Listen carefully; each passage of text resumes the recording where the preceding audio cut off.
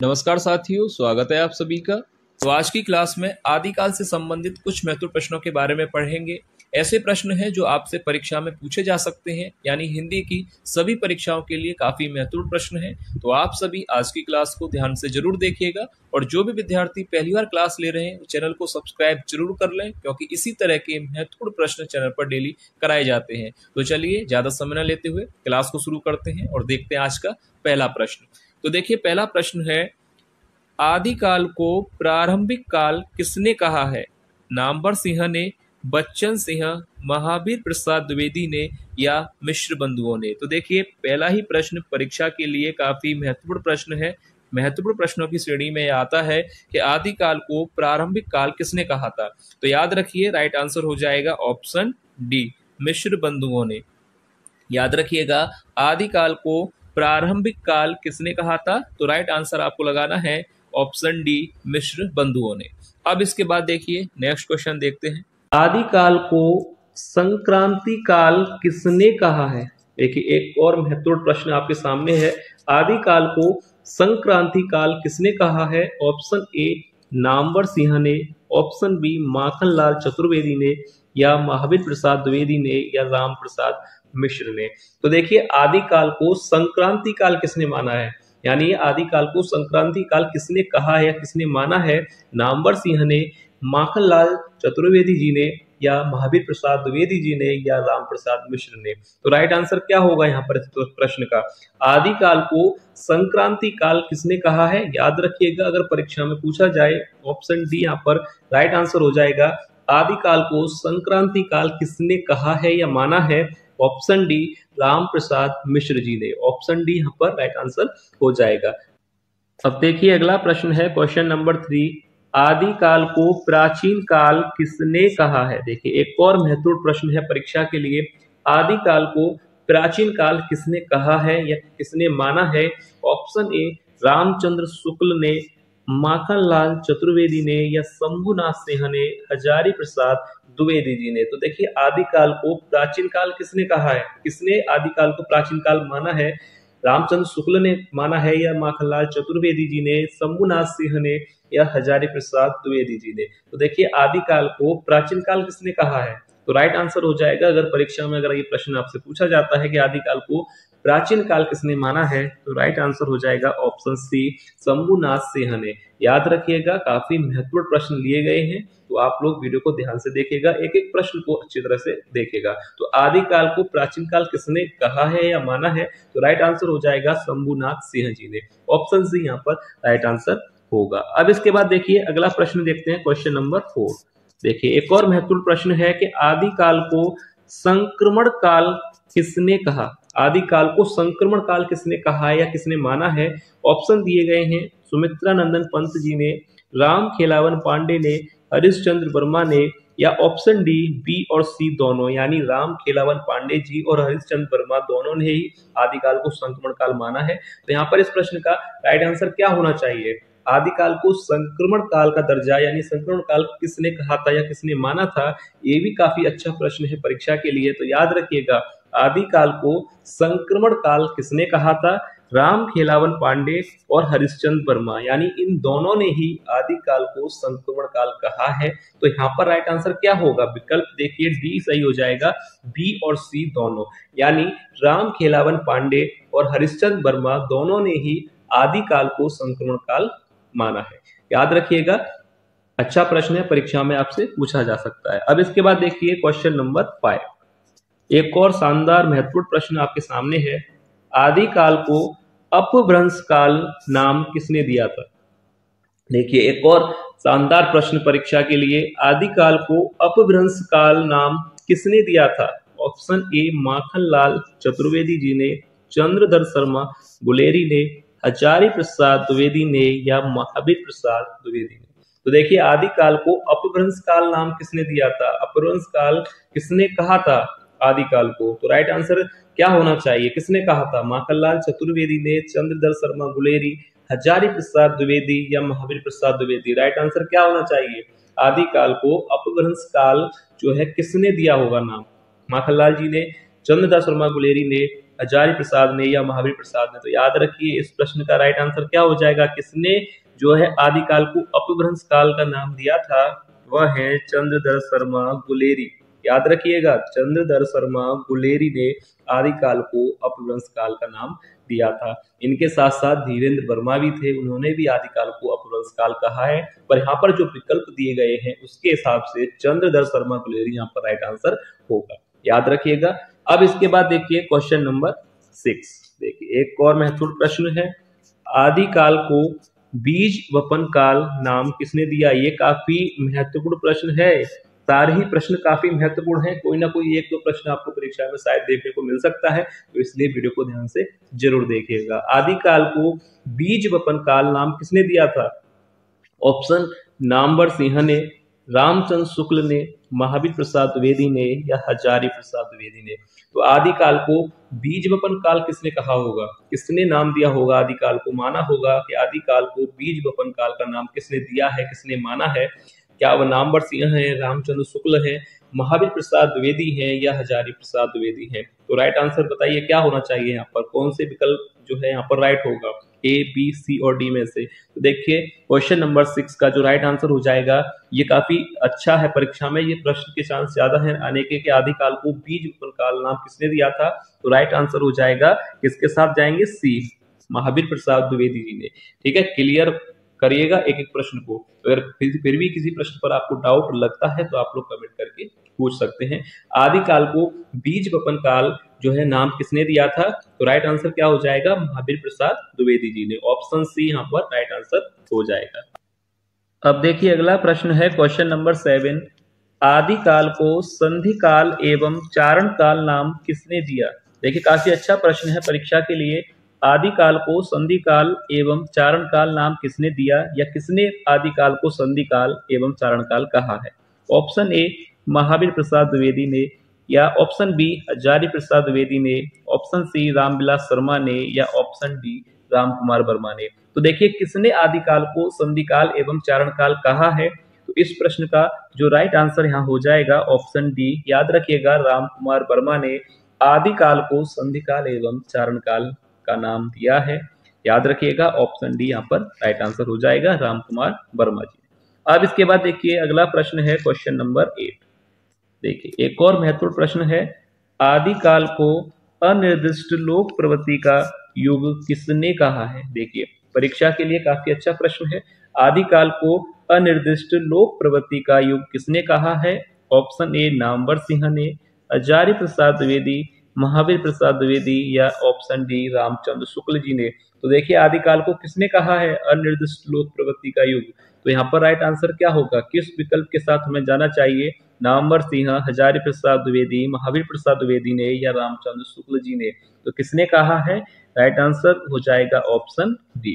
किसके साथ जाना चाहिए, ऑप्शन डी रामचंद्र शुक्ल आदिकाल को अनिर्दिष्ट लोक प्रवृत्ति का युग माना है। अब इसके बाद देखिए अगला प्रश्न है क्वेश्चन नंबर 9, देखिए परीक्षा के लिए काफी महत्वपूर्ण प्रश्न है ये, इसका आंसर जो है ध्यान से देख लीजिएगा, ये परीक्षा में आपसे पूछा जा सकता है कि आदिकाल को सिद्ध सामंत काल नाम किसने दिया।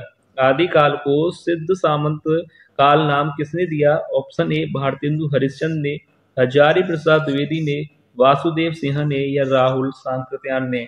तो आदिकाल को सिद्ध सामंत काल किसने कहा था, ये प्रश्न परीक्षा में आपसे पूछा जा सकता है क्योंकि काफी महत्वपूर्ण प्रश्न है। आदिकाल को सिद्ध सामंत काल नाम किसने दिया था, किसने आदिकाल को सिद्ध सामंत काल कहा था। भारतेंदु हरिश्चंद्र जी ने, आचार्य प्रसाद द्विवेदी ने, वासुदेव सिंह ने या राहुल सांकृत्यायन ने। तो देखिए सिद्ध सामंत काल आदिकाल को किसने माना है या कहा है, वह थे राहुल सांकृत्यायन। तो राइट आंसर क्या होगा यहाँ पर, ऑप्शन डी। याद रखिएगा सिद्ध सामंत काल आदिकाल को किसने कहा था या किसने माना था, राहुल सांकृत्यायन ने। ऑप्शन डी यहाँ पर राइट आंसर हो जाएगा। अब इसके बाद देखिए अगला प्रश्न है क्वेश्चन नंबर 10, देखिए आदिकाल को वीर गाथा काल नाम किसने दिया। ऑप्शन ए सुमित्रा नंदन पंत ने, हजारी प्रसाद द्विवेदी ने, बच्चन सिंह ने या आचार्य रामचंद्र शुक्ल ने। तो देखिए आदिकाल को वीरगाथा काल भी कहा जाता है। ये तो आपको पता है कि आदिकाल का दूसरा नाम वीरगाथा काल भी है। पर वीरगाथा काल किसने कहा था, किसने ये नाम दिया था आदिकाल को? आदिकाल को वीरगाथा काल किसने कहा था या किसने ये नाम दिया था? सुमित्रा नंदन पंत थे या हजारी प्रसाद द्विवेदी थे, बच्चन सिंह थे या आचार्य शुक्ल जी थे? तो राइट आंसर हो जाएगा आदिकाल को वीरगाथा काल नाम दिया था या वीरगाथा काल माना था वह थे शुक्ल जी। ऑप्शन डी यहाँ पर राइट आंसर हो जाएगा, आचार्य रामचंद्र शुक्ल। अब इसके बाद देखिए अगला प्रश्न है क्वेश्चन नंबर 11। आदिकाल को अंधकार काल नाम किसने दिया था? अब देखिए आदिकाल को अंधकार काल किसने कहा है? कितना अच्छा प्रश्न है परीक्षा के लिए। आदिकाल को अंधकार काल जो है किसने कहा है? सुमित्रा नंदन पंत ने, आचार्य प्रसाद द्विवेदी ने, बच्चन सिंह ने या पृथ्वीनाथ कमल कुलश्रेष्ठ जी ने? तो किसने आदिकाल को अंधकार काल जो है कहा है या माना है? पंत थे या हजारी प्रसाद द्विवेदी हैं या बच्चन सिंह हैं या पृथ्वीनाथ कमल कुलश्रेष्ठ हैं? तो बताइएगा अंधकार काल जो है आदिकाल को नाम किसने दिया था? तो राइट आंसर हो जाएगा क्वेश्चन नंबर 11 का डी। याद रखिएगा पृथ्वीनाथ कमल कुलश्रेष्ठ थे जिन्होंने आदिकाल को अंधकार काल नाम दिया था। तो राइट आंसर हो जाएगा ऑप्शन डी। अब देखिए अगला प्रश्न है 12वां। आदिकाल को वीर काल नाम किसने दिया? Option A Ramdhari Singh Dinkar, B Bharatendu Harishchandra, C Bachchan Singh या विश्वनाथ प्रसाद मिश्र ने? तो आदिकाल को वीर काल नाम किसने दिया, यानी आदिकाल को वीर काल किसने कहा है? रामधारी सिंह दिनकर ने, भारतेंदु हरिश्चंद्र ने, बच्चन सिंह ने या विश्वनाथ प्रसाद मिश्र ने? तो देखिए राइट आंसर यहाँ पर क्या हो जाएगा, आदिकाल को वीर काल नाम किसने दिया था? विश्वनाथ प्रसाद मिश्र ने। तो ऑप्शन डी यहाँ पर राइट हो जाएगा। पर एक बात मैं आपको यहाँ पर क्लियर कर दूं, आदिकाल को वीर गाथा काल किसने कहा था? तो राइट आंसर होगा आचार्य रामचंद्र शुक्ल ने। वीर गाथा काल किसने कहा था? तो रामचंद्र शुक्ल जी ने कहा था।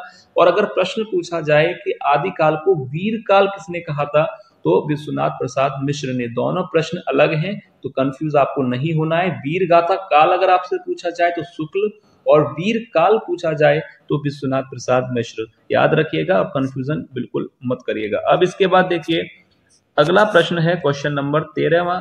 देखिए क्वेश्चन नंबर 13, आदिकाल को चारण काल नाम किसने दिया? अच्छा प्रश्न है। आदिकाल को चारण काल नाम किसने दिया? ऑप्शन ए आचार्य रामचंद्र शुक्ल ने, बच्चन सिंह ने, नामवर सिंह ने या जॉर्ज गियर्सन ने? तो आदिकाल को चारण काल नाम किसने दिया था बताइए?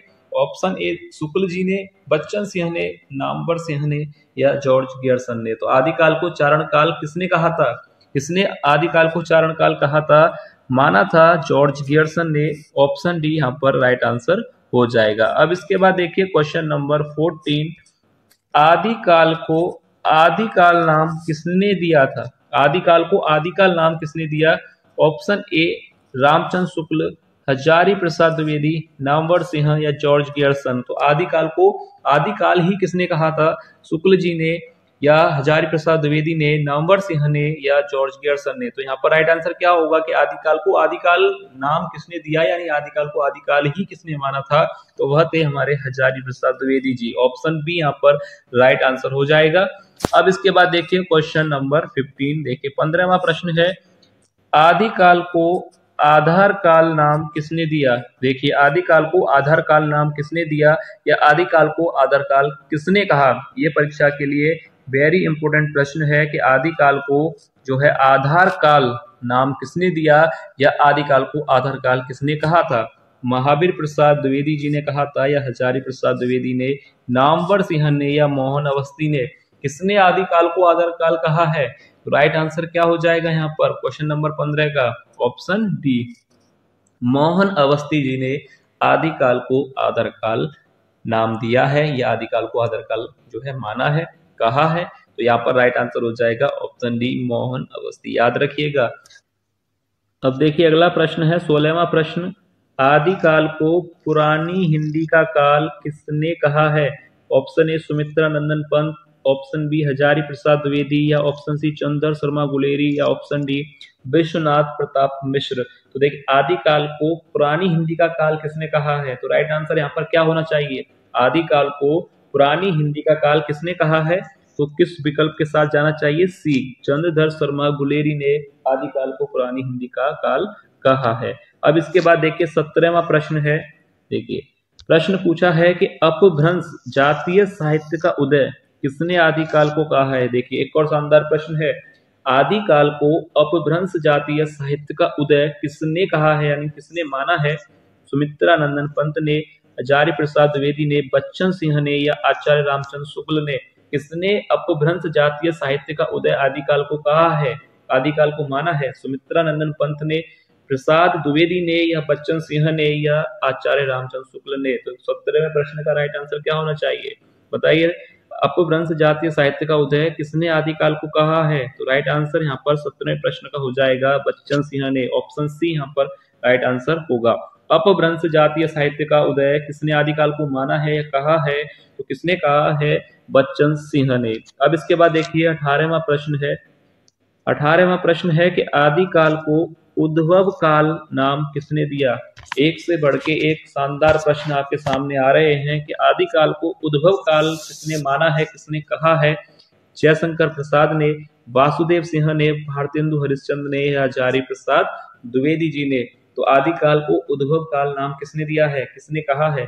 जयशंकर प्रसाद ने, वासुदेव सिंह ने, भारतेंदु हरिश्चंद्र ने या हजारी प्रसाद द्विवेदी जी ने? तो आदिकाल को उद्भव काल नाम किसने दिया था? राइट आंसर हो जाएगा ऑप्शन बी, राइट हो जाएगा वासुदेव सिंह ने आदिकाल को उद्भव काल नाम दिया है या उद्भव काल माना है। किसने? वासुदेव सिंह ने। ऑप्शन बी यहाँ पर राइट आंसर हो जाएगा। अब इसके बाद देखिए 19वां प्रश्न। देखिए 19वां प्रश्न है, आदिकाल को प्रारंभिक काल और शून्य काल नाम किसने दिया है? आदिकाल को प्रारंभिक काल और शून्य काल नाम किसने दिया है? सुमित्रा नंदन पंत ने, गणपति चंद्रगुप्त ने, नामवर सिंह ने या वासुदेव सिंह ने? आदिकाल को प्रारंभिक काल और शून्य काल नाम किसने दिया है, किसने कहा है? पंत जी ने, गणपति चंद्रगुप्त ने, नामवर सिंह ने या वासुदेव सिंह ने? तो किसने किसने आदिकाल को प्रारंभिक काल और शून्य काल नाम दिया है? तो राइट आंसर हो जाएगा बी, गणपति चंद्रगुप्त ने। याद रखिएगा किसने प्रारंभिक काल और शून्य काल कहा है आदिकाल को? गणपति चंद्रगुप्त ने। अब इसके बाद देखिए 20वां प्रश्न है। देखिए 20वां शानदार प्रश्न है कि आदिकाल को वीर प्रशस्त काल किसने कहा? शुक्ल जी ने, गणपति चंद्रगुप्त ने, विजेंद्र स्नातक ने या बच्चन सिंह ने? तो आदिकाल को वीर प्रशस्ति काल किसने कहा था? एक और शानदार प्रश्न, आदिकाल को वीर प्रशस्ति काल किसने कहा था? शुक्ल जी ने, गणपति चंद्रगुप्त ने, विजेंद्र स्नातक ने या बच्चन सिंह ने? तो राइट आंसर यहाँ पर हो जाएगा क्वेश्चन नंबर 20 का, किसने कहा था वीर प्रशस्ति काल? विजेंद्र स्नातक ने, यानी ऑप्शन सी यहाँ पर राइट आंसर हो जाएगा। ठीक है, याद रखिएगा 20 ये प्रश्न आदिकाल के काफी महत्वपूर्ण प्रश्न हैं। कोई ना कोई प्रश्न तो आपको परीक्षा में देखने को मिल सकता है। अब देखिए ये 20 प्रश्न जो आपको कराए गए हैं वो तो परीक्षा के लिए काफी महत्वपूर्ण हैं। उसके साथ साथ आपको कुछ आदिकाल की रचनाएं भी करा देते हैं जो कि परीक्षा में आपसे पूछी जा सकती हैं। इन रचनाओं पर प्रश्न पूछा जाता है परीक्षाओं में, इसलिए आप इनको भी ध्यान से देख लीजिएगा। देखिए आदिकाल की साहित्यिक रचनाओं पर प्रश्न जरूर बनता है। और ये जो यहाँ पर आप 5 साहित्यिक रचनाएं देख रहे हैं इन पर ही जहां तक है प्रश्न पूछा जाता है। तो देखिए सबसे पहले पृथ्वीराज रासो, इसके बारे में आपसे पूछा जाएगा कि इसके रचनाकार या लेखक कौन है। तो आपको याद रखना है कि पृथ्वीराज रासो के जो लेखक हैं वह हैं चंद बरदाई। ठीक है, ये आदिकाल से संबंधित जो प्रश्न आपसे पूछे जा सकते हैं उनको ही आज कवर कराया जा रहा है वीडियो में। जैसे 20 प्रश्न आपको करा दिए, वो प्रश्न भी आपसे पूछे जा सकते हैं, बन सकते हैं एग्जाम में। और यहाँ पर जो साहित्यिक रचना है इनसे भी प्रश्न पूछा जाएगा। तो देखिए आदिकाल की साहित्यिक रचनाओं में पृथ्वीराज रासो के लेखक के बारे में आपसे पूछा जा सकता है, तो चंद बरदाई याद रखिएगा, सबसे ज्यादा यही पूछा जाता है पृथ्वीराज रासो। अब बीसल देव रासो के रचनाकार अगर आपसे पूछा जाए तो नरपति नाल है, याद रखिएगा। कुमान मल रासो के अगर लेखक के बारे में पूछा जाए तो दलपति विजय, याद रखिए। हमीर देव रासो के बारे में अगर आपसे पूछा जाए तो जज्वल, या परमाल रासो से बारे में आपसे पूछा जाए तो जगनीक, याद रखिएगा। ये 5 जो साहित्यिक यहाँ पर रचनाएं देख रहे हैं आप आदिकाल की, इनसे प्रश्न जो है परीक्षा में बन सकता है, तो इनको भी आप एक बार जरूर देख लीजिएगा, इसलिए आपको ये कराई गई है। पृथ्वीराज रासो के लेखक चंद बरदाई, बीसल देव रासो के लेखक नरपति नाल, कुमान मल रासो के लेखक दलपति विजय और हमीर देव रासो के जो लेखक हैं वह हैं जज्वल। और परमाल रासों के जो लेखक हैं वह हैं जगनी। ठीक है, इन पांचों को भी आप एक बार जरूर देख लीजिएगा। ठीक है, तो आज की वीडियो में बस इतना ही। उम्मीद है आपको वीडियो पसंद आई होगी, तो वीडियो को लाइक जरूर कीजिएगा और जो भी विद्यार्थी चैनल पर नए हैं वो चैनल को सब्सक्राइब जरूर कर लें। तो चलिए मिलते हैं नेक्स्ट वीडियो में और महत्वपूर्ण प्रश्नों के साथ। तब तक के लिए धन्यवाद।